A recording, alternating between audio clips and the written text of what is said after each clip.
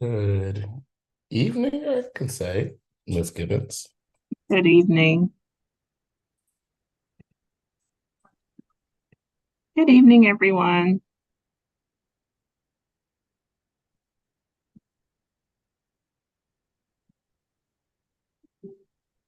And, oh, wait a second. One, two, three.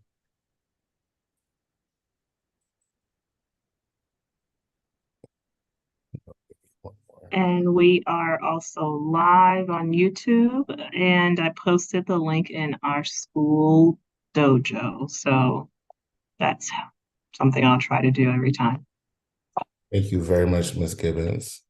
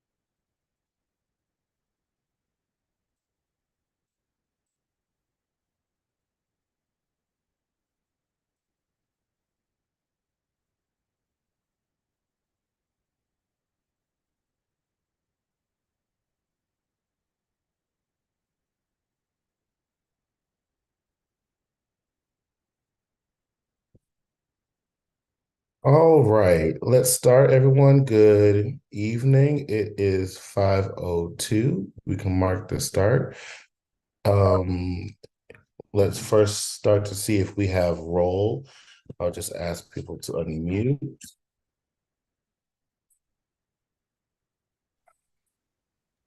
Good morning, Keisha Gibbons, principal. Yes. Mr. Secretary, thank you very much. I can run down the list if that's what you're about to ask, sir. I was, and I was about to do it myself just in case. No. All right, we have Principal Gibbons. Mr. Calendar, it looks like you are present. I'm present. Mr. Woodson, are you out there? Mr. Woodson is not. All right. I am available, Derek Oh, Ross. I'm sorry. Mr. Woodson is present, but Okay. do we need him to respond? It would be nice, but I think his auto pilot is taking the notes right now. Okay. we're gonna count him as present then. Ashley Anderson. He's not here. Yeah, Donnell's not. Okay. Donnell's not present. Ashley Anderson. she's not present. She's not here. Khadijah Williams.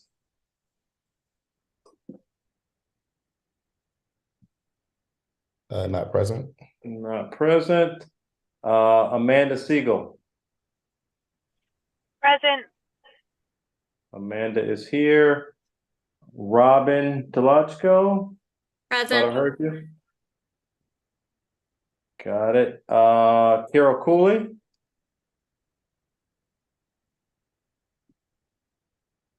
Carol Cooley. She is not here.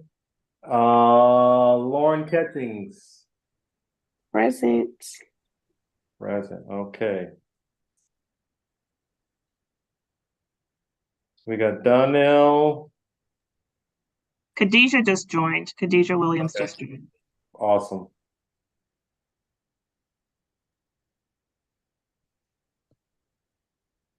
Okay. So All then right. I have Donnell,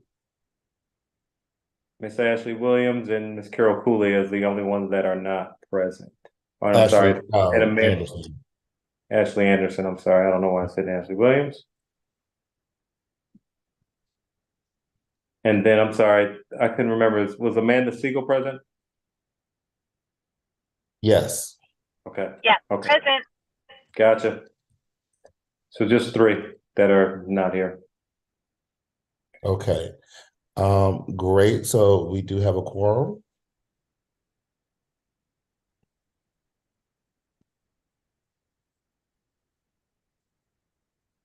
So what I would like to do next is share my screen to show the minutes. I mean, the agenda.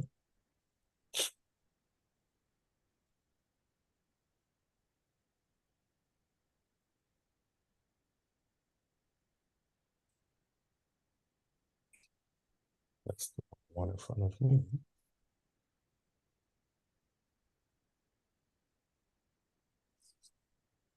Would you entertain a motion? I'm just trying to move it. There we go. There you This go. is today's agenda. Please look through it. And once you have, I would like a motion to approve.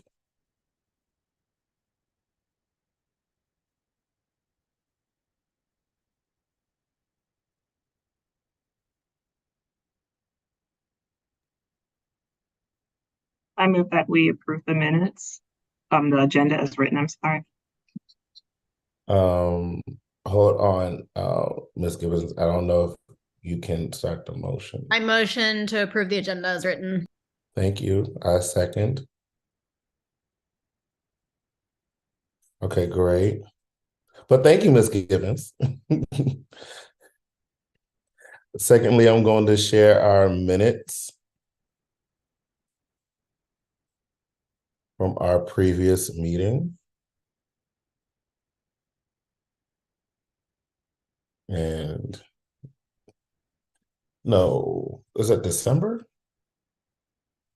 Do I have the right date up? Please let me know, because okay, thank you, Ms. Gibbons.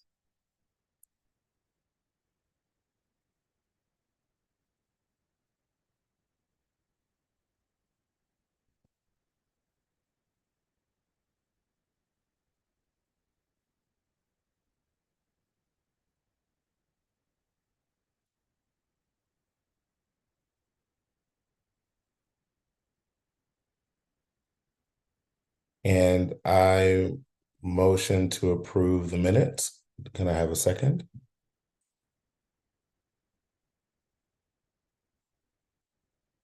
I second. Thank you very much, Ms. Catchings. All right. And so moving with our agenda, first, how is everyone doing? Just to check in. Everyone doing okay? Awesome, great. The first item on our agenda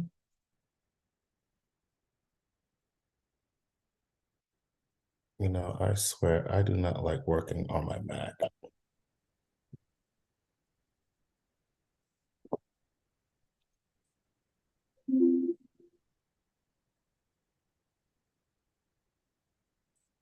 All right.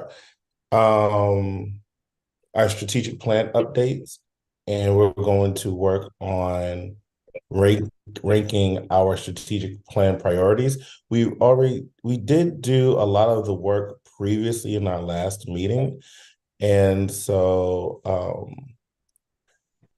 Ms. Gibbons, do you have your presentation ready, or do you want me to pull it up?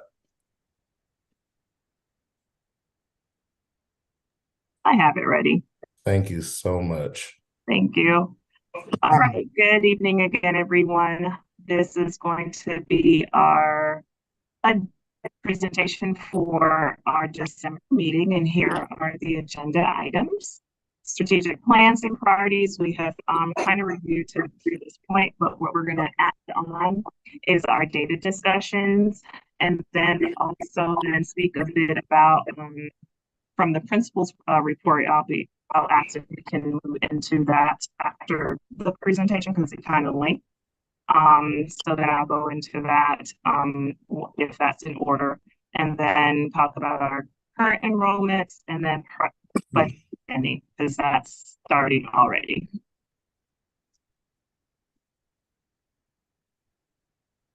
So strategic plans, we're always grounded in our school goals, which is our SIP. And it's 22%, moving from 22% to 30% in ELA, and from 20% to 30% in math. For attendance, moving from 67.7% to 80.7% for CRPI attendance rate. So our strategic plan is connected with our priorities and our APS priorities as well. So we've outlined the key things and the key levers we would pull to improve student achievement. So we have actually ranked our priorities, and we kind of went into a brief discussion last time. So we have our 3 priorities, which are grounded based on the differential of the way we talked about a lot last time.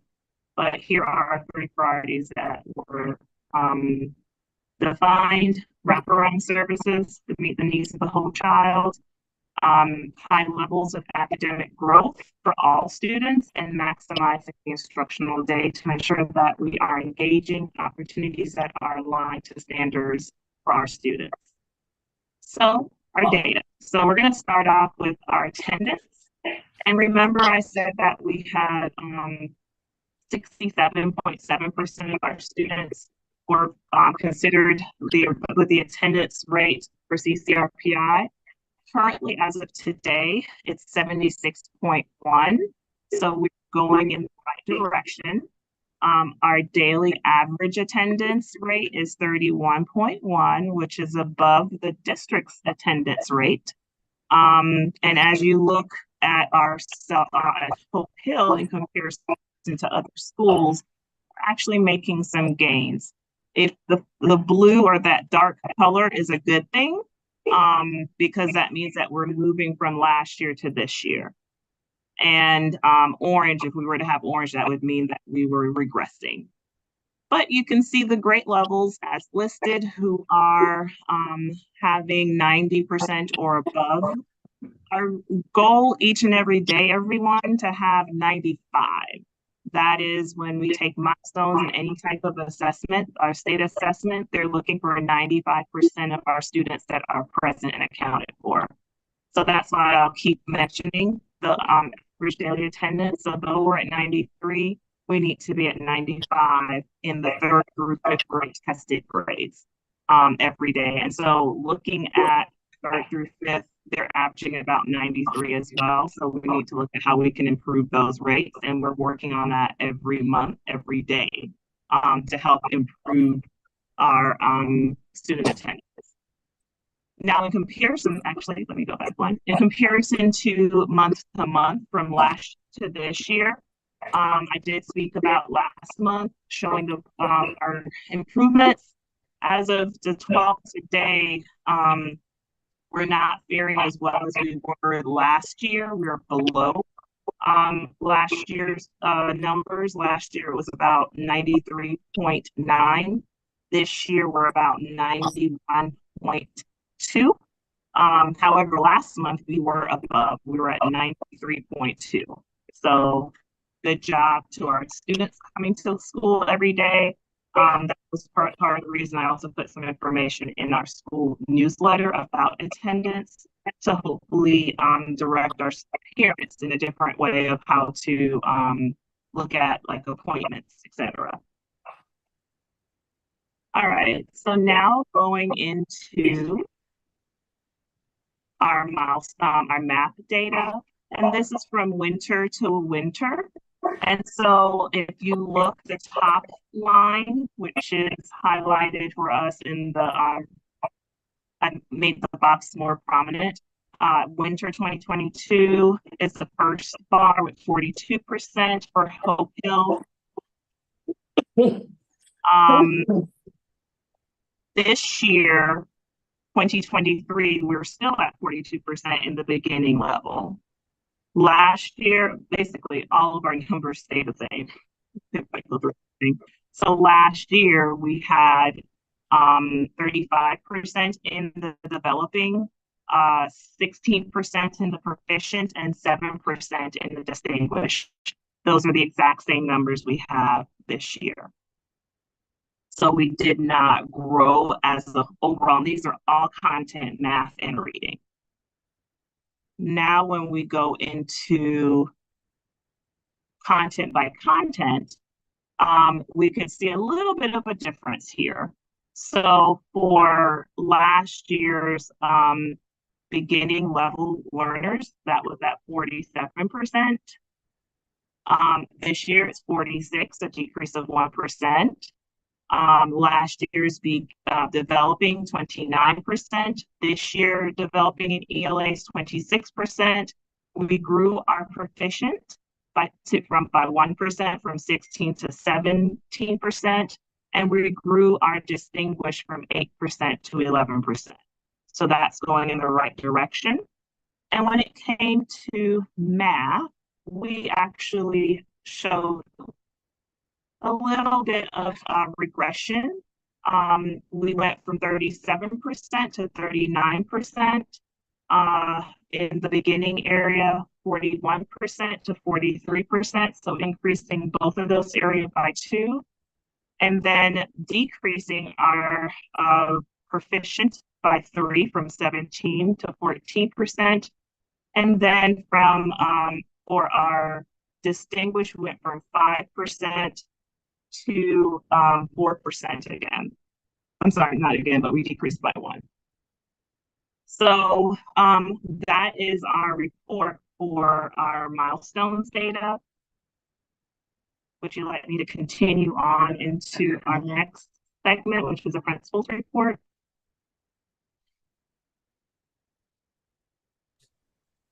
Well, if we have, I would say yes. Go ahead, Ms. Gibbons, so that we can just wrap that all into our active Okay. our activity. All right. So our principal's report is, I'm going to talk about our enrollment as of 2012, as of yesterday, projections, and then budget priorities.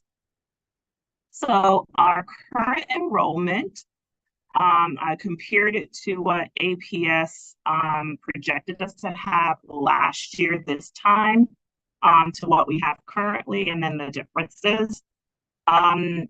Kindergarten, the projection was off by 13. In first grade, let me go back to the number, 63 to 70 kids that were present in kindergarten as of today. In first grade, we were off by 4 in the positive, with the projection was 68, the enrolled was 72. Second grade, they were nose on with a projection. Third grade, we were in the negative. We were projected to have 53, but enrolled 48. And then in our fourth and fifth, that's where we saw a big jump. We were over 7 students in fourth grade from 50 to 57, and over 13 students in fifth grade from 46 to 39. So our total enrollment increased from the projection of 350 to 327, which is 26 students more. Now we have our projections that came last week. Projected in kindergarten, we have 65.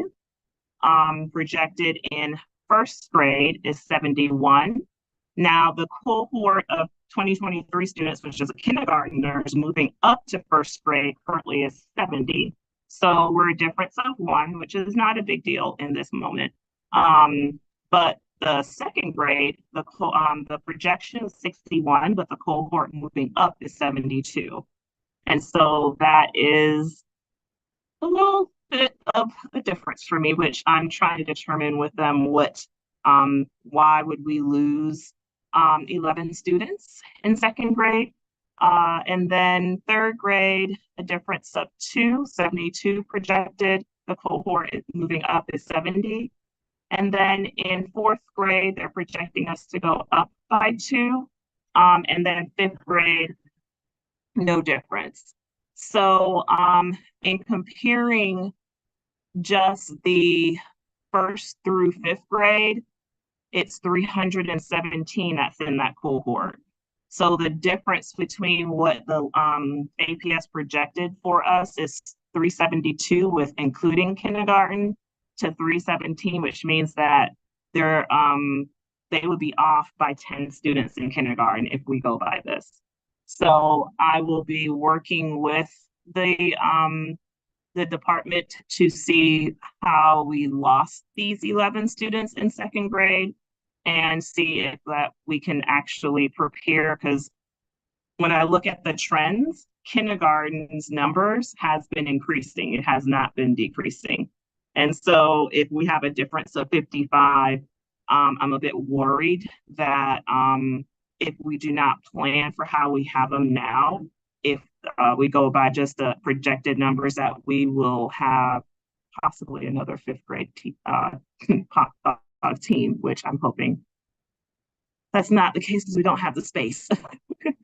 But anyways, grounding us back into our priorities, we talked about the whole child academic rigor academic growth, and then maximizing the instructional time. Our priorities that I started just to think about looking for next year as we look at data and looking at our priorities is definitely increasing our parent supports in regards to whole child and family. If that will also tap to priority one, because we're looking at the student, but we also have to start with the parents too. So looking at increasing some of the parental workshops around whole child supports, and then increasing science labs and experiments. And when I say sciences, I'm thinking around just different types of sciences that students are exposed to. Increase enrichment experiences, engage or enhance teacher pedagogy and science of reading in upper grades, increase teacher professional development in content areas of math and sciences. And I'm trying to look at my little screen here. And then looking at getting STEM certified. So that's the budget priorities. And in thinking about budget priorities, a couple questions came to mind that I would like for us to think about. And I'll leave us in this moment with this.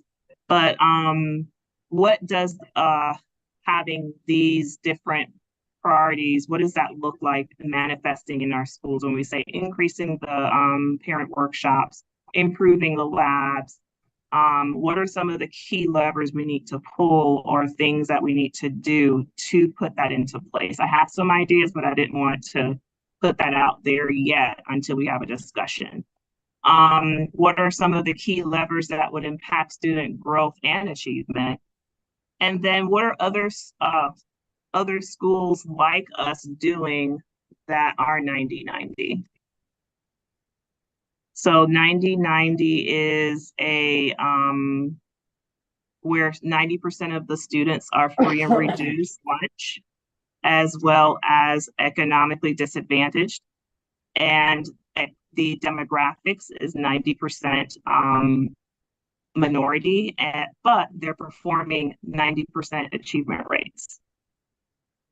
So those are some of the things that I'm actually thinking about as we are doing our budget, is looking at what are other schools doing that are like us, and then what are some things that we can do to improve.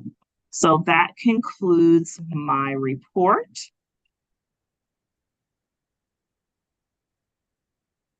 Thank you, everyone. All right. Questions?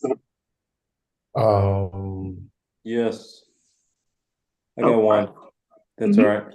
So 90%, thanks for going through that material. 90% achievement. Where do I see that? How do we measure that 90%? Like what data element do I look at to arrive at the 90? So 90% achievement is coming from milestones. So proficient or above. So that data will be coming from milestones, and there are other schools that are around in our district that are performing at that level, as well as outside of our district. There's actually a case study that was done in the state of Georgia using the 90-90 principle and looking at what are some of the things that these schools are doing based off of just data. I actually sent an article out to our school leadership team with an assignment to read through what are some of the things that makes a school that's deemed research-based 90-90, and we're going to have a discussion about it in January. And one of our hopes, not hopes, but one of the plan that I have to initiate for next semester is to have us to visit some of these 90-90 schools as a school leadership team. Because if a 90-90 school is capable of making 90% achievement, so are we. So I don't think that's too ambitious, but I do want us to see what is happening out there so that we can achieve more and grow more. Got it. And so I guess where I was going, what is our achievement level at this point? Right now, looking at our data, so let's go back Is to that back to the map data? Yep. And so it's adding the yellow and the green? Mm-hmm. So actually, no, it's adding all the greens. That's our performance. Oh. So that, yes. So right now, we're not there yet. During the past week, and I think Mr. Callender and Ms. Williams can speak to this, the last two meetings that we've had with PLCs or instructional reviews have been looking at data, looking at the students overall, and we have these quadrants that they're looking at: low growth, low achievement, high growth, high achievement, high growth, high achievement, and then low growth but high achievement. And so we're having discussions with our teachers about, okay, how do we move and grow our students? And that's what we're focusing on right now, is growth. In the interim of that, it's also now, are we okay with 42% of our students not reading on grade level? And it was an uncomfortable conversations for some. I think the teachers can speak to it in this moment for themselves if they want to, but we're trying to definitely celebrate the great things that we're doing, because we have moved our data quite a bit as it relates to growth. And one of the data charts we looked at, our dot on the plot was in the low growth, low achievement as a school. But my question to the team was, where were we before? Were we lower than where we were? Because we were moving across in the achievement range, as well as we're moving up in the growth area. But if we were at, let's say, 20% growth, 30% achievement, and we're now at 60% achievement and 50% growth, though that's low and low, we're doing our job. We are moving our students and we're growing. So we want to celebrate that as well. At the same time, knowing that we still have some work to do, and that's where the science of reading comes into play, because we do have students in the upper grades that are not reading on grade level. And so our upper grades teachers, we're going to have to figure out how to support their support to the students, because oftentimes the curriculum does not align to teaching phonics to a fifth grader. So how do we do that while making sure the standards is accessible to them? Right. Go ahead. Sorry. Mrs. Tolochko, you had a question. I mean, first I just want to say, Ms. Gibbons, I'm like so grateful for just the work you're doing and the mentality that you're bringing of both, like, kind of like holding the two things at once of like, we have made progress and that is awesome and let's celebrate that. And still a large percentage of students at our school are not reading at grade level, and wanting to set an ambitious yet still attainable goal while looking at other schools that are similar to ours and have a higher percentage of achievement. I'm like really grateful that you're taking that lens. I was going to ask what are these 90, 90, 90 schools doing? Could you share that article with us? Maybe we don't need to get into it right now, but I would love to dig in and understand what they're doing at these schools. So right now, what we're looking at, and on paper, they're basically starting at the curriculum, what the standards base, and that's also something that came out of our meeting, is not just using a resource, but it's starting at the standard and making sure schools are unpacking those standards and understanding the standards that students need to be able to do. Having PLCs, which is what's called professional learning communities, where we're coming together and discussing the work. What does a high quality evidence of a specific standard look like? Teachers discussing that, teachers going through that. So that's like the curriculum, and then talking about the assessment. And basically just supporting teachers in those two things. And writing is another one that they were focused on too, is some writing supports. But those two levers showed that schools that focus on those and do it well, they show an increase in student achievement and growth. So those are just some of the two things. I can definitely share the article. I'll forward it to you guys, because those are just thought-provoking questions that the article asks. And so what I've asked teachers to do for the leadership team is just to look at it, and they're using a protocol just to go through and just think. Because right now what we're trying to invoke is just a thought around, what does this look like? What do we want to achieve as a school? And sorry, go ahead. No, go ahead. One thing I'm wondering that could be relevant for us as the Go team is, like, as y'all are thinking about this and thinking what might be applicable to Hope Hill, do we need any new line items in the budget, or do we need to move some things around in the budget in order to be able to, implement these ideas that y'all are going to be working on? And because today I just started to just go through, and last week we were just talking about what are the needs of our teachers. And so we're thinking through that, looking at this past, 2 months now, we had an excess of CARES funds from last year. So we ordered probably about $60,000 worth of instructional resources for teachers.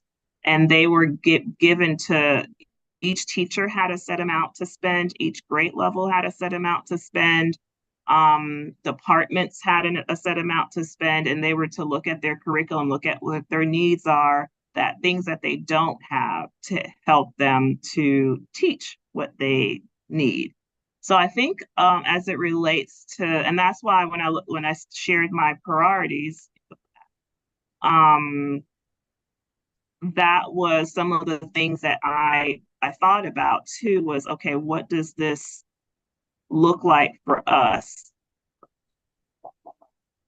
Oh, sorry, I'm in a hospital room, so people are coming in and out. So 1 second.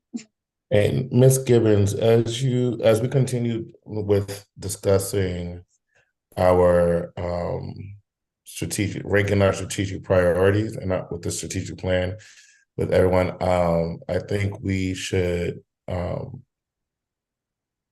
that up so we can get that in order, so that we can move forward on that. All right, my apologies. Here are the what I actually started thinking about is these types of things that didn't require necessarily teach the student resources, because we spent $60,000 on either the resources they can use in the classroom. So now it's coming back to making sure we have the pedagogy of our teachers. We've done a great job with reading, with REAP. Now we want to really figure out what are some of the gaps as it relates to reading and writing with the pedagogy piece of the science of reading. And that's where the increasing the teacher professional development piece, because I think a lot of the times when teachers are planning lessons or even just looking at the curriculum, they're, and I could even just ask teachers, like, wanting more resources and like-minded people around to discuss a specific skill or just a phenomenon is, it's really helpful. At least for me, it is when I'm around other educators and other leaders, just having discourse about something that we're trying to do to implement in the best practices. So really trying to increase the teacher's pedagogy in different areas is what I would love to build on, because that can transfer across everything. A resource is not going to have as much impact as a teacher. And when we look at impact, and the teacher is the biggest piece of impact for student achievement.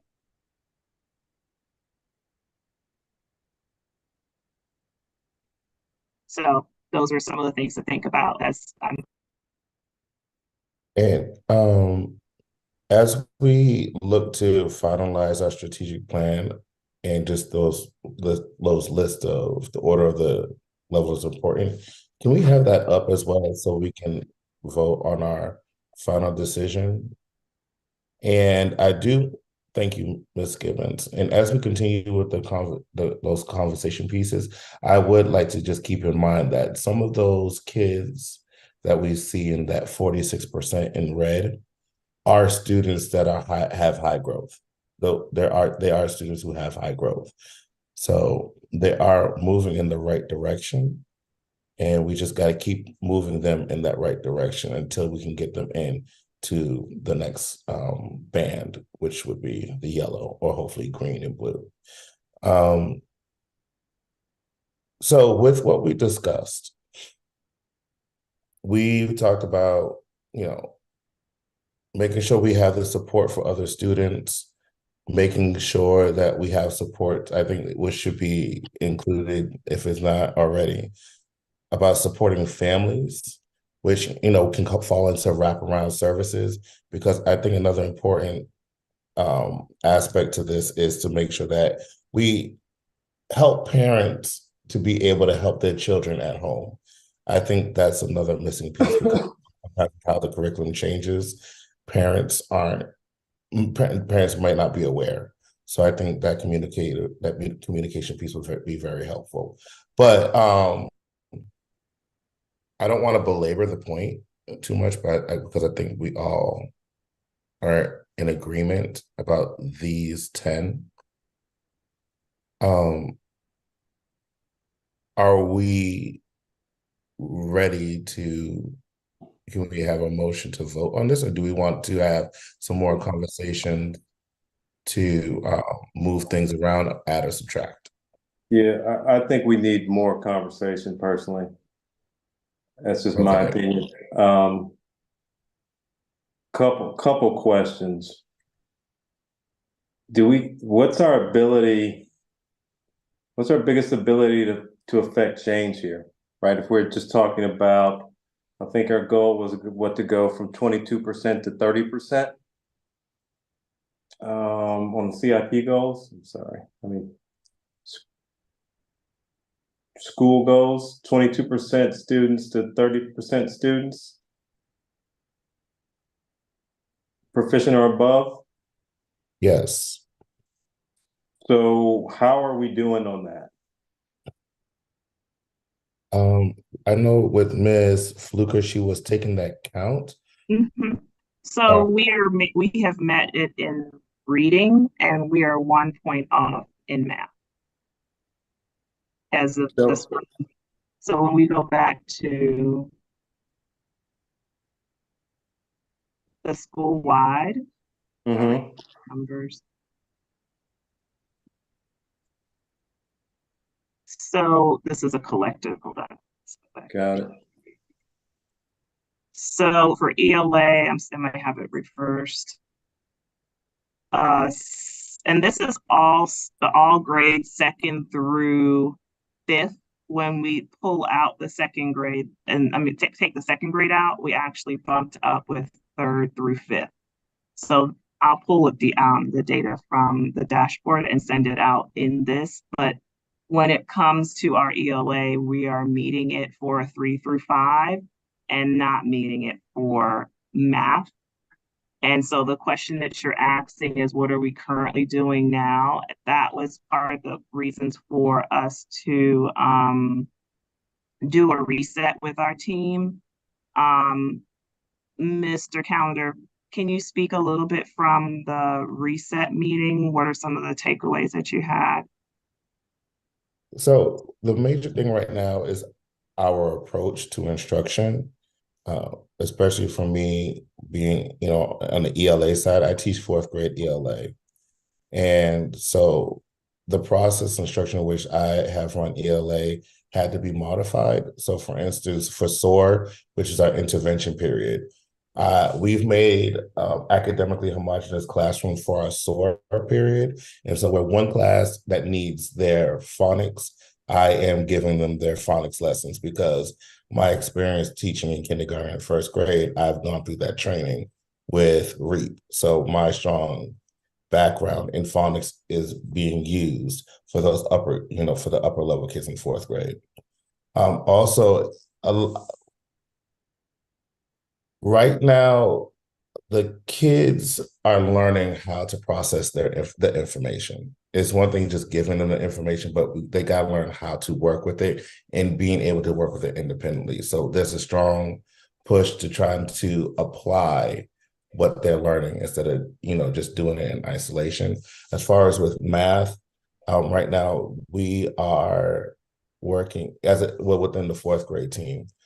We're structuring how with our SOAR time primarily because that's where we have our real differentiated instruction for the grade.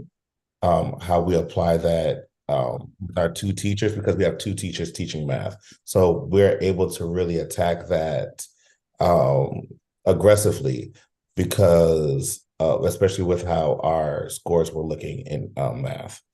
And so speaking more onto what I am doing, one, small groups based upon, right now I'm restructuring again based on the information that they gave us, that we got from our MAPS assessment. That involves me creating new groups. I'm now able to recreate my pacing chart for small group instruction. So right now, the change that I'm doing is my students that are scoring in the green and in blue, their small groups are now going to project-based activities. And so from their project-based activities and small groups, I'm checking in with them so that they can get their extension. My goal for them is an extension. My students who are scoring in the developing area, they are working on reading comprehension because that's where they need most help in with what I see academically within my classroom and how it also applies to their math assessment, the MAPS assessment.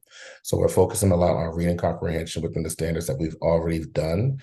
And I am wrapping them in right now with all my instruction. Just recently today I was able to work with one of my class. We outlined the different questions we ask ourselves when we look at informational text or nonfiction and fiction passages and stories in text. So there are different sets of questions that in a different kind of mindset that we do when going forward and analyzing these texts. So that started the conversation because if they say, I know I'm reading a fiction text or a fiction story, there are certain questions I have to ask myself here or certain things I can look for and analyze compared to when I'm reading something that is nonfiction.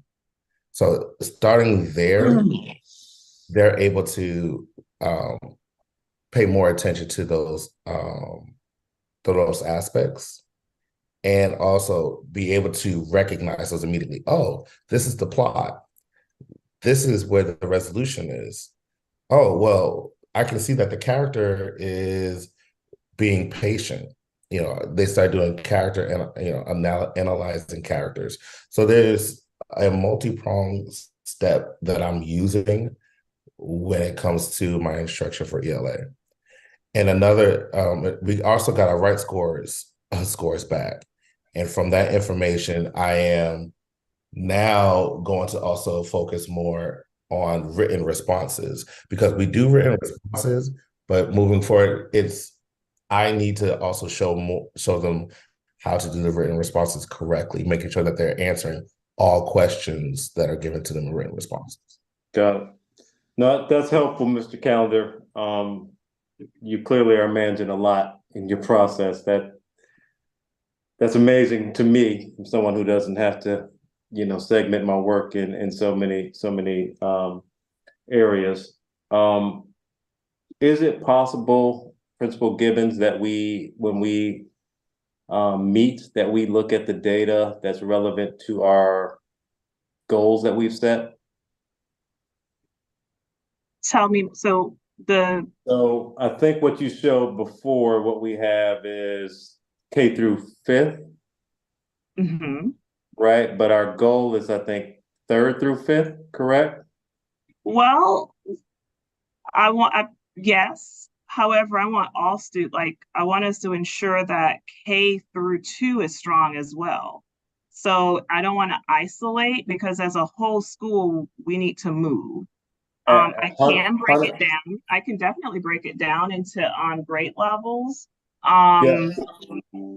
No, I'm sorry to interrupt. Where I was going was, if we got a goal, right, we should at least have metrics that tie to that goal, right? So if we're saying 3rd through 5th is what we're holding ourselves accountable for, yes, I get it.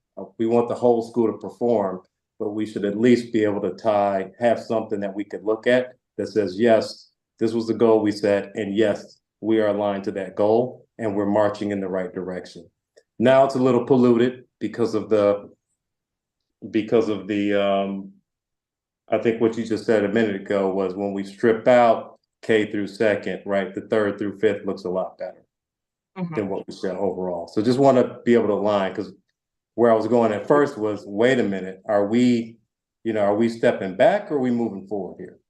Well, I understand, yes. In looking at our comparison from year to year, on our map, we are moving either comparable or we have made gains. So the goal of 30% is based on our milestones. Yes, it is a lofty goal. Before, we were at 22 I think 7 or 2, I can't recall at this moment, but we're moving in the right direction. And I sense and I felt that the data of having our whole school, because if you isolate out one or the other, our instructional program is as strong as our school. So by the time they get to 5th grade, I don't want it to be all measured just on 5th grade. I have to see how strong kindergarten is, how strong 1st grade is. So I can do both. I can definitely pull out the 3rd through 5th, and have that whole school data as well. Okay, that'd be helpful. I mean, I just want us to be aligned to what our goal is. So get it, want the entire school to be moving in the right direction. But if that's not the goal, we should at least be we should also have the goal information as well.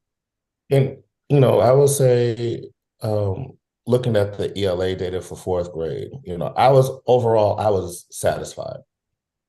I was very satisfied with what I saw. But the thing is now is, how do we keep that up? Yeah. Because, I've seen oftentimes the growth happens in winter, and then the spring comes in and there's a dip. But I see Ms. Tolochko, you have a question. Speaking about goals, I know we also have growth. We have like the top level goals that we've been discussing so far, but we also have like kind of placeholder growth goals as well, which I believe do span all grades. So yeah, I guess I was wondering, I think there's still like placeholder data in there. Like we didn't actually set a goal. We were just like, we want our students to grow. But Ms. Gibbons, I don't know if you were able to like set an attainable, like a feasible goal there for our growth goals. So what I would like is at least 50% of our students growing, the 50 percentile. And so that's what I would like for us to set for our growth target is students meeting 50% of their growth, I should say, not 50% of our students meeting 50% of their growth or above. So that means if I, and it's kind of interesting with MAP because it gives our growth projectile where a student should be, and it gives either you're at your average growth, below average growth, or above average growth. And so we want our students to meet their growth projectiles. And as a team, we're still working through that to see what is that going to specifically look like, because I have to look at the trends of data. And MAP automatically does this student individual growth projectile. But our minimum for us as a school district shows us that we need to be above in the 50 percentile growth. As far as a school, I mean, yes, I should mirror that. However, if we're not there yet, I want to be fair in that number to make it attainable. So Principal Gibbons, when we look at the school goals, at this point, would you say that if we think red, yellow, green, we're all green across the three major goals, or how would you? In regards to all three, we're not all green on all three. No, our attendance, we are not green. In our math, we're not green. In our reading, we are green. Attendance, we're trying to do various things to improve the attendance. Yeah. The minimum that, so take a step back, CCRPI, honestly, it's 3% increase from your last year to the next year. That is what will show that you're green, you're making progress. Our growth that I've set is a little higher because if we go higher than wherever we land, even if we only do 4%. 100% agree with where you're going. Absolutely. So our minimum is 3%, but I'm setting it a little bit higher. And the teachers on the call, they, they already are aware that, we're really pushing hard. We have a number of students that we said 58 students in combination from 3rd grade to 5th grade that we are looking at, identifying and making sure that we do not lose them. So if they're already in the proficient, we need to move them to the distinguished or close row. If they are distinguished, we need to keep them there. If they're close to distinguished, how can we move them over? If they're close to proficient, how can we move them there? So that's where we're looking at doing it as a school. All right, that's where I was about to go. So okay. Thank you. You're welcome. And why I said green across all goals. I know we're not green on the last two, but I meant more from a trend standpoint, right? I was assuming the trend would get us. We're trending green. We are trending green. That's where I was going. And statistically, we may have some regression in like a 1% of our proficient might have dipped to the developing, but then we have other areas that grew, like our distinguished grew, and our developing, I'm pausing, sorry. Hold on. I would assume that she would say our developing can grow if students are moved out the red. So they can change. Numbers can move, but we need to see how they're actually moving. Okay. If ultimately, if the students that are in the red lowers, I think that is great. Speaking for high statements. Got it. No, and that's helpful from both of you, because where I was going, Principal Gibbons, is where you were going is, okay, if we're trending green, on our goals, but our MAP data was just slightly better, then we've got opportunity, right? And our goals should be higher. But I think that's where you were already going. Yes. All right, Okay. Ms. Amanda. Ms. Siegel? Can you clarify for me what you mean by there 58 students that you're looking at very closely? Like, Yes. So what we're doing, we've identified when we transferred to percentage, the percent to numbers, it's 58 students total from 3rd through 5th grade. And every time we take an assessment, we're looking, did we get 58 students? And then if there are students that are proficient, did we lose any of them?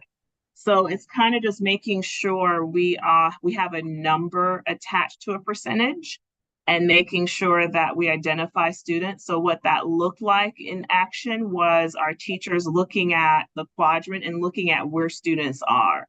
Were there any surprises? So question I asked, or did any of the students' placement on the quadrant surprise you? If it did, if a student is supposed to be distinguished and they're now proficient, what are we doing for those students? If a student is borderline developing but can be proficient, how can we get them there? So the number of 58 is just making sure we have our students that's a bare minimum that we can have that is proficient in developing. Did that make any clarity? No. Tell me more, because you're saying. so I'm so sorry. So is what you're saying that you're just trying to have 58 students that hit the proficient category? No, in a sense, what I guess you can probably take that away, but not really. What we're saying is we need to have a minimum of 58 students, because if we do not have 58 students that are proficient and above, then we do not make our target at all. So our baseline is 58 students. Right now, we're looking at, pardon? That are in the proficient or above. Proficient or, yes. So that's what I wanted to clarify. So just I feel like Robin and I are maybe a little bit repetitive about this, but I get a little worried about things like we are looking very closely at 58 students to meet this. And are we looking closely and making sure we're scaffolding and supporting X number of additional students and not just the low-hanging fruit that we can move into those things? Yeah, and that's why I was specific in saying the 58 students are not tagged to a child. It's a minimum. So if I have, because right now we're 42% of our students that are not meeting standards or described as beginning learners. So when we transfer that to numbers, okay, is that we need to figure out what students are not moving. And that's where the growth comes into place. What do we need to do to really target those students? And that comes back to SOAR block, when Mr. Callender was talking about being strategic and making sure students are getting what they need on their grade level. So he's teaching phonics in 4th grade, which is not even a standard at 4th grade, because those students performed under the grade level that they're supposed to be. And so we're targeting the support for those students in that specific moment. And then we have students that are doing way better than their counterparts. What are we doing to target them? So I see what you're saying now. We're not trying to isolate and say, okay, these are the 58 students that we're going to focus on and no one else. That's not what we're doing. That is a minimum bar that we're trying to make sure, because right now we're working with our data room with our target. So making sure kids, we're seeing not just numbers, but we're also seeing students. And we're making sure students are growing. And that's why every time I talk about math, it's about growth. Are we growing our students? Are they moving from one band to the next? And then for the students that are green and dark green, are we continuing to grow them? And so don't get caught up on the 58 so much, because that's the 30% that I identified that we needed to move for proficient and above. And so I want more kids. It's not just 58. I want as many as we can get.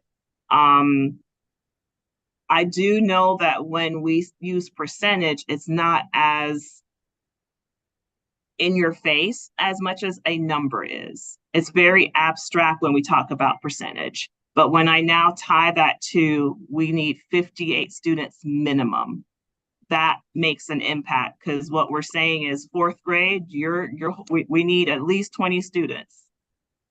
Fifth grade, at least 20. We want all, but the minimum is 20 per, and I'm rounding it up to 60, 20 per grade level. That's proficient and above. Everyone should grow, but our proficiency, we have students that are not on grade level, so it's not going, their proficiency rate is not going to be high. Did I clarify? Okay.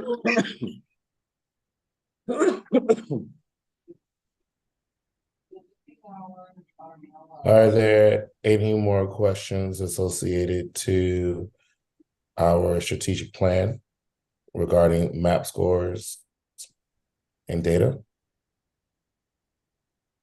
Not on the map and data for me, but Okay. but as we look at our rankings, Mm-hmm. I'm just trying to now tie that to achievement.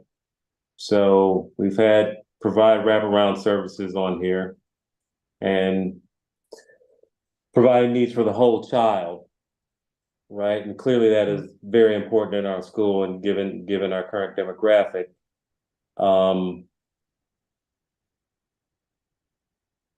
Is that making the biggest difference? We've got that ranked number 1. Is that one, are we doing enough for the wraparound services for it to have an impact? And if we feel like we're doing enough to have an impact or to support the whole child, is that having an impact on achievement? So when we talk about wraparound services, in my mind, I think about the things that we do to help students be able to do school. As far as being able to get along with classmates so that they can do their work, creating a positive learning environment, teaching the correct study habits, supporting parents on how to support their child at home when it comes to reading fluency.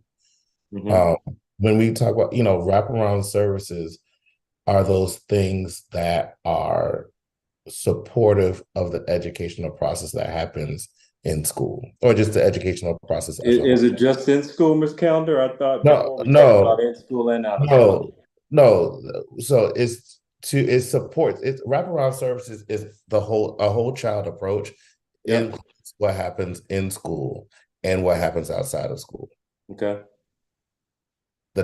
These tests happen in school, that we're being measured on, but we want to be able that, for students who struggle with anxiety with testing, are we giving them the services and coping skills to be able to test, to be able to not worry about the test or have coping skills to take the test? Because there are students who have anxiety, and once it's at a high level, their performance goes down. Sure. And these are students who could be in the blue, which is the highest level. So if we do those wraparound services, that also ties in to the academic growth for all students. So it's just what supports can we give to those? I got you, Ms. Calendar. Where I'm going is this is where we go back to the list and the things that we're doing, right? My biggest concern is as I look at these items, it's hard for me to say, yes, we're on track. No, we're not on track. Okay, how do we get on track? What would put us back on track? I don't have a way to evaluate that. So when we come to ranking, it gets difficult. That's where I'm trying to go to say, okay, guys, I can't see this. I don't think anybody on the Go Team board who's not in the school every day like you guys can see this and point to this. Mm-hmm. So how do we evaluate this? So I would. And how do we measure? I'm sorry. And how do we, once we evaluate, how do we know it's effective? So we have options on how we can approach that. One thing is creating SMART goals underneath each of our goals here that we can say, this is what lets us know if we're offering adequate wraparound services for our whole child. That can be the additional work that we can do as a whole team, which, we have the examples here. And these goals should, are SMART goals. We can measure it to see how they're operating. Now, if in our meetings we and take a look at that and we ask those questions, those probing questions, we can get a feel for what's going on. What would Yeah, no, I agree with where you're going, right? It's hard for me as I look at this list, and I can pick apart a number of these. I just jumped on that one because it was number one. Right. Right. Got it. If we say we're not meeting our goal, which one of these do we elevate? Which one of these do we pull down? Or do we think the order is right? And which one do we just, add more resources to? It's hard to measure that and evaluate that at this point. I see your point, Mr. Ross. I will ask a question because this is, I think, both of our first years on Go Team. These priorities we did, and I'm asking point of clarification for those that were here before. These priorities came from where? No, I was here last year. Oh, okay. So I'm coming back, and I clearly didn't ask enough questions last year, Principal Gibbons, because now I'm starting to, as we look at these again, have those questions. So then the question goes to everyone then. Where did these priorities come from? I thought we had a list and we were just asked to rank them. I don't think we wrote the priorities, did we? Okay. We didn't. This is from last year. This is all last year's. Were these goals given to you all and you No, we came up with the goals, and then from there we ranked in order to achieve those goals. We were like, okay, this is what we need to prioritize in order to achieve those goals. So that list that you see that's numbered, those aren't goals necessarily. Those are priorities in order to meet the goals that we have. So, but Ms. Williams, thank you so much. That's so helpful. But just to add on, these were phrases that were already set that we got to choose, right? And rank to support, like you just said. Right. Now, normally, because our goal for this year is to increase our proficiency to, as we said, 30%. Are we, because this, from what I understood, is like a long-term goal, because I see 2025. And yes, so long term. Correct. So are we like we can't anticipate everything working in a couple of months. That's not realistic. And so what we have to and I think what you're coming to, Mr. Ross, is how can we see if we're being impactful? You're spot on. Yeah. So now that we have these priorities, how can we truly say that we have put these priorities 100% into action? That's the first question I would ask. The second question, because we said we're focusing on wraparound, we're focusing on growth and achievement, growth versus achievement here, and then in maximizing instructional day, best practices are like if you maximize the instructional day with that are aligned to standards, you should see momentum in your achievement. That goes back to the 90-90 article where it talked about teachers understanding the standards first. And I think this always trips us up every single time we get to these priorities, because last time we talked about just the differences were minuscule. They were very low as far as what was number 4 or number 3. I see where you're going is do we need to adjust? Is it like, I see that, but I also want to say that change does not happen overnight. And this is a midpoint.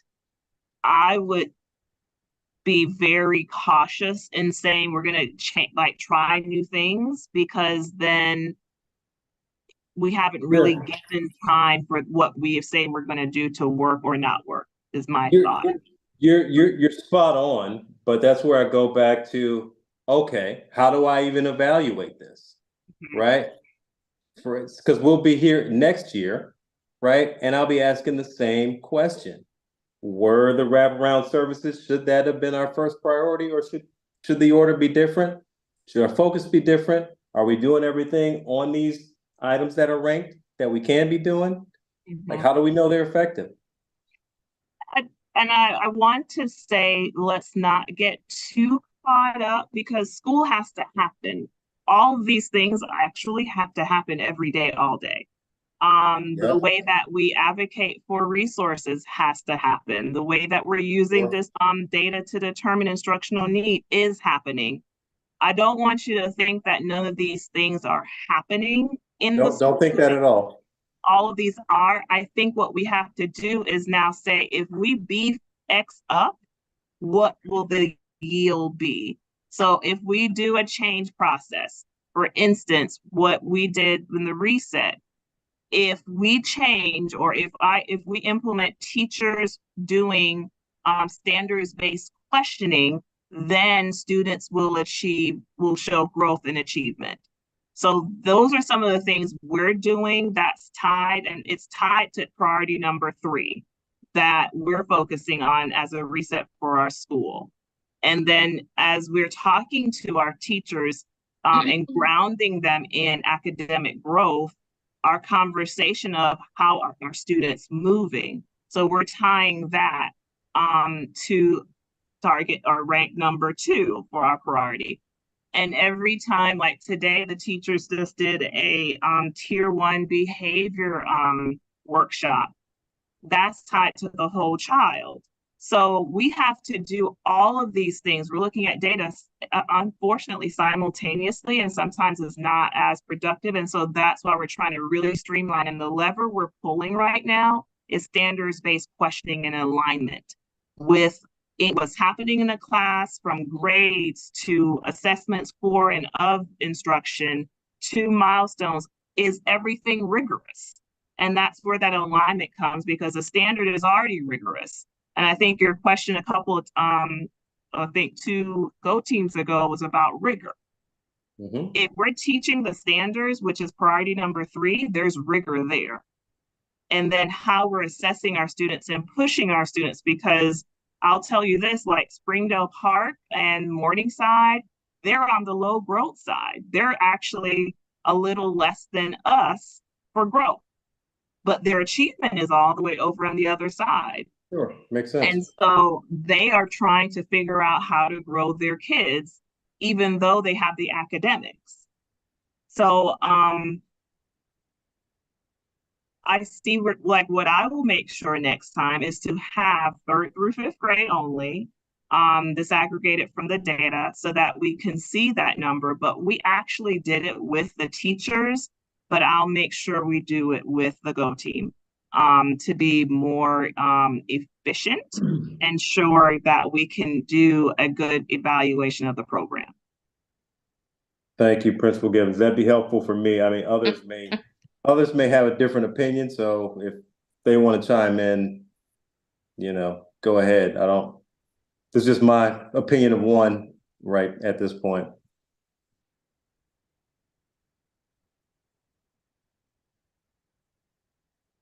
I need to go in a minute because it's Hanukkah and I want to go celebrate with the family. But I just wanted to say that I think I'm in my day job, I work with analysts. I'm all about tracking data and making sure that the metrics that we're using are aligned to the goals that we're setting for ourselves. And I totally understand the importance of that. And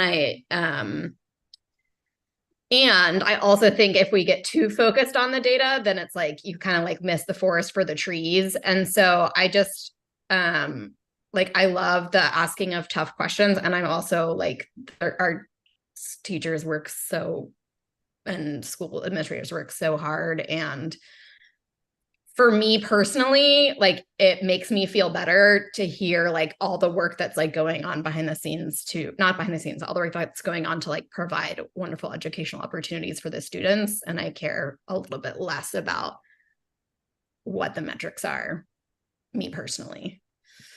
So how do the we... metrics as laid out currently in our strategic plan. I care a lot more about the growth metrics than I do about what percentage of students at Hope Hill are proficient or above, because I think that's a crappy metric, which is why we added the growth metrics last year. So I think the focus on growth is what I personally care about. And I think that would be a much more equitable question associated to Hope Hill Elementary.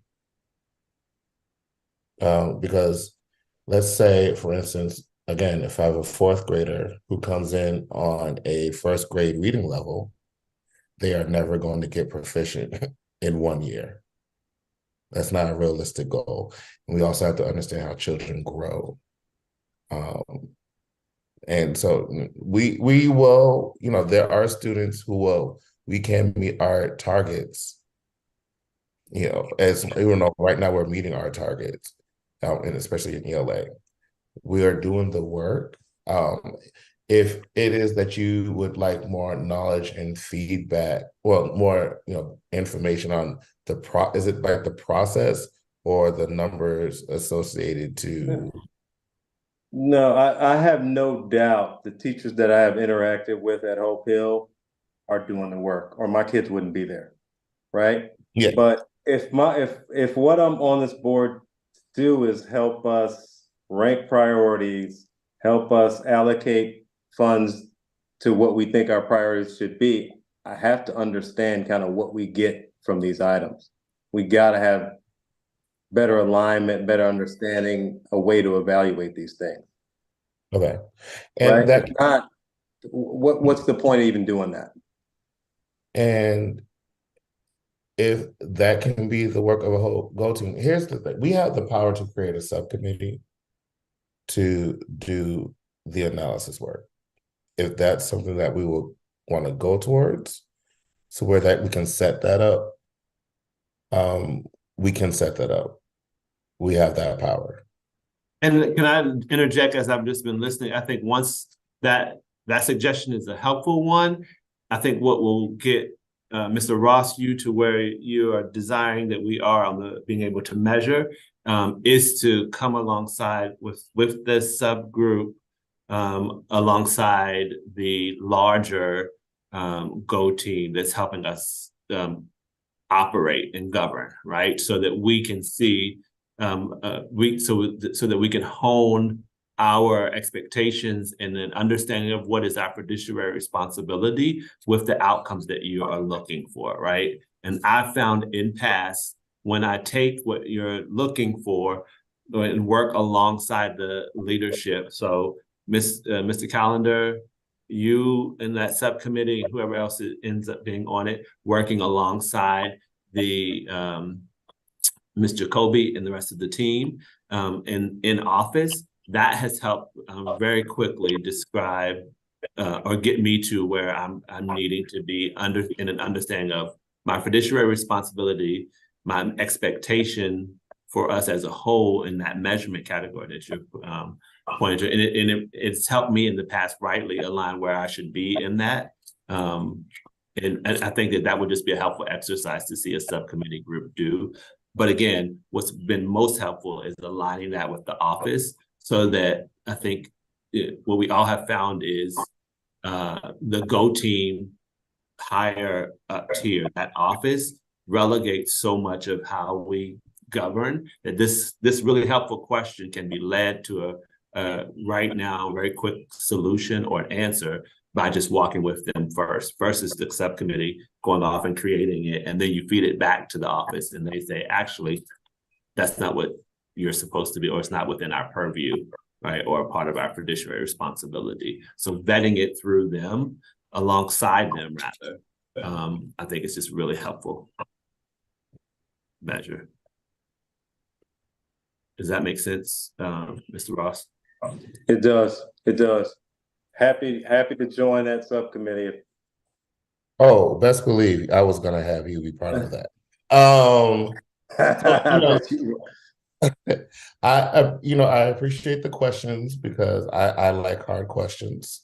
I'm sorry, Mr. Calendar. Again, I just want to reiterate, I think you guys do a fantastic job, right? I just want us to be the best Go team, get the most out of this that we possibly can. Right. And that's where I'm going to push. And I totally understand.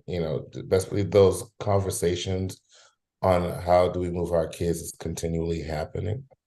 And so, I'm all about that 90-90-90. Principal Gibbons threw it up there. So, I mean, now it's got to happen. So we're claiming it. Right. We're claiming it. Right. So I'm going to push out a motion to approve our strategic plan. And do I have a second?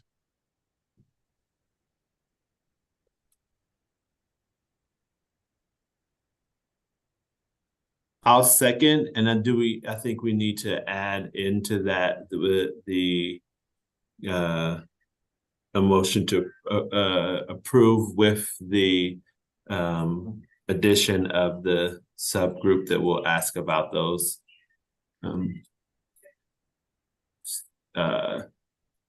how would we word this? I think the creation of the subgroup would have to happen, and its role with the analysis and the oversight of our strategic plan. So we can either, as I'm making this motion, vote as it is, and then with the second task to be then to come back and do the subcommittee moving forward, or you're saying we could make the motion and add what you just said into the motion. Is that what I'm hearing you say? May I have a point of clarification? For Ms. Gibson? I want to just clarify with the subcommittee. I thought the subcommittee, and this might have been just me, my takeaway, was to clarify the how we were measuring our like us meeting the targets or the goals. Yes, if that's the case, then we don't need to add it into this motion. We can make the motion a clean motion, and then that will be what happens next, if what Ms. Gibbons just said be true. I'm asking for a clean vote. The creation of the subcommittee was not an action item to vote on. That would have to happen in our next meeting. Gotcha. So my second is to accept the recommendations as seen, reviewed, and questioned today. Yes, as is today. All right. So are you seconding Mr. Woodson? That's correct. Okay, thank you. We have a second. And so we are going to vote on our strategic plan as is. With our current vote, we have 1, 2, 3, 4, 5, 6. And I will just, Mr. Ross, go ahead and call the roll for the vote. We have, I need folks to raise their hand. Okay. Thumbs up.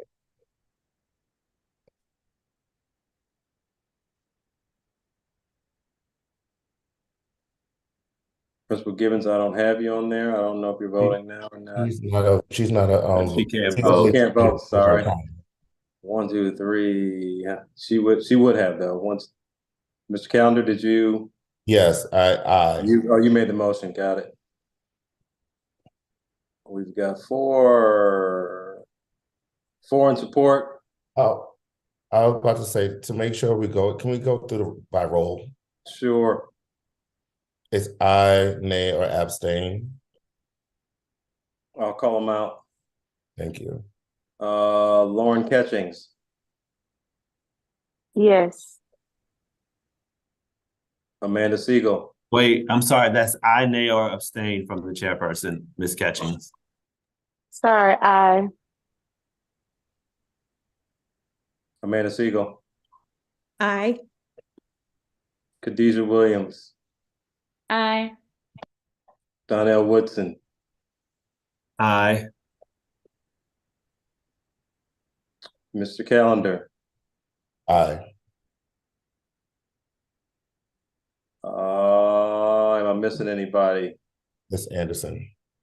I don't see her on here. She's here. She's Ashley. I'm here. Okay, I don't see you on my thing. Ashley Anderson? Aye. I think it's just me, and I will abstain. All right. So we've got enough for it to move forward, I believe, Mr. Calendar. Okay, thank you. Let me know that the ayes have it, that our strategic plan has been voted on and put into action for our 2023-2024 school year. We have gone through our action items. We've gone through our discussion items. Our talking point, Miss Gibbons with the principal report is she had to step away. And we'll carry anything extra for Ms. Gibbons. Do you have anything extra to add for your principal report? Okay. Can I add, before we adjourn, I didn't get to jump in to ask, I don't know if we can do it offline as well, Principal Gibbons, but I do know I've had multiple parents ask about, on the internal governance standpoint, how are you planning for, we have excited multiple pregnant teachers, and then we've also had the change of a teacher, and with the anticipation of counting months ahead, there will be an absence, not just with the teachers leaving, but then also with these. So is there any, I didn't know if you gave that report already before I joined. So that report has not been provided. We currently have a plan in place for the teachers that have resigned for the 90-day rule. And that is to utilize internal teachers. For those that are currently expecting, we've worked with, like, currently we have one that's out now. Ms. Harper, we have a long-term sub in those positions. Traditionally, that's what we've either used, a long-term sub, or utilized our EIP teachers or other internal staff. We've already used our internal staff for 2 positions. So now we have to look at long-term subs. Our process is the same as for interviewing any other teacher position. Experience is what we're going with first, and experience as it relates to the grade level. And what I'll do is put that into our school-wide class dojo of what our expectations are for interviews, and this will be for everything. When we have, so that's what I'm noticing that we have a gap in, is that there needs to be a parent-like handbook is what I'm looking to create, so that when we have things that it's not a mystery, it's okay, we have a teacher absent or long-term absent, this is the protocol. And so that's to come, because it was not in place before now. So we're going to put that into place. And I will say, right now we're just going to go as needed, but eventually what we will have is a working parent handbook that will be electronic, I should say, because it's going to be a working document because it will be based off of things that are coming up. So my experience this year, I'm going to put that stuff in there. Hey, Nora. Things that's happened to this year to date, as well as just some common things that I've experienced. So to answer that, I think a parent handbook is essential, but our practices are going to be the same moving forward for like any long-term teacher absence, is to secure a teacher that we've worked with also. And we, as a district, they provide us 2 long-term subs that are already in the building to fill, like if a teacher is absent and no one shows up from the sub department, we can place those 2 substitutes wherever we need them to go. And currently we have 2 right now, Miss Alexander and Miss Wheeler. So based off of that, we're looking at putting them right now. But if we also have an external candidate that's even more qualified, we'll look for them too. Great, thank you. I was trying to turn my emoji brown to do the thumbs up, but it hit that. Thank you so much for that. You're welcome. And for our last item, do we have any updates from the cluster advisory team report?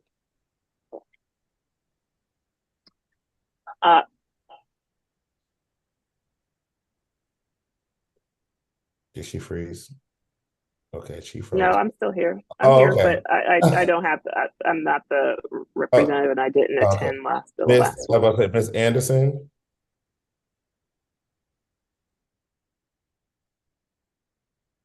Does she hear me? I don't know. She's having technical issues. Okay. Well, Ms. Gibbons, do you have anything to add pertaining to the cluster? I'm sorry. I'm here. Okay. Go ahead, Ms. Anderson. I'm sorry. I am here. I'm in dance practice too. I'm walking out.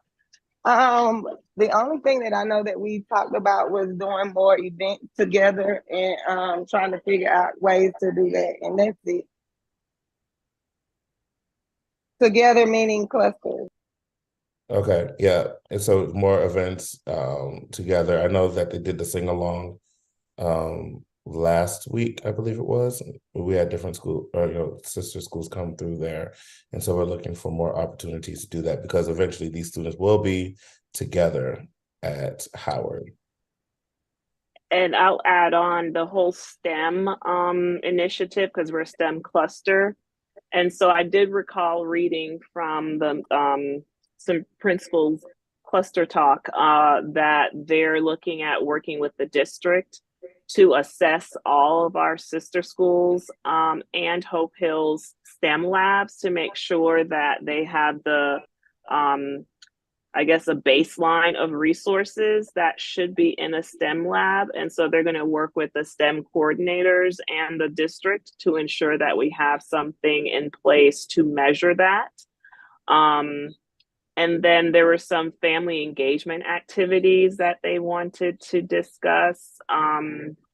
There were several on the table. I think one was about doing like something at Piedmont Park for the families. Another that they suggested, none of these are finalized yet, but another suggestion that they had was to have like schools to host grade levels, like Hope Hill would host the 5th graders for the cluster. Springdale might do first grade, second, and so on and so forth, to create some type of community amongst all the families so that when they get to Howard, get to Midtown, it's not their first encounter. And then really identifying what's a staple trademark type event that we want to do as cluster schools. And so the big thing that I remember from the principal's communication was Midtown didn't want to always be the host school because of their limitations of security, as well as just the school they where they're located, because there's Starbucks and all that conversation came up. So making sure that we share the different locations. So that's why the schools hosting grade levels was a topic. And that was from the cluster principals. Right, thank you very much. So we've gone through all of our items. Great. Can I have a motion to adjourn? Oh, I'm sorry. No, public announcements. All right, let it be known that there are no public announcements or public comments. Can I have a motion for adjournment? I make a motion to adjourn. Can I have a second? A second. Thank you. Second by Ms. Catchings. Thank you very much, Mrs. Catchings. Let me know we ended today at 6:35. Thank you, everyone, for your hard work. Let's continue the hard work, and we will see you in the new year. Happy holidays to those who celebrate, and Happy New Year's, and enjoy your time. Thank you again. Have a great evening, everyone. Thank you. Have a good Hi, everyone. Thank you all. Happy holidays.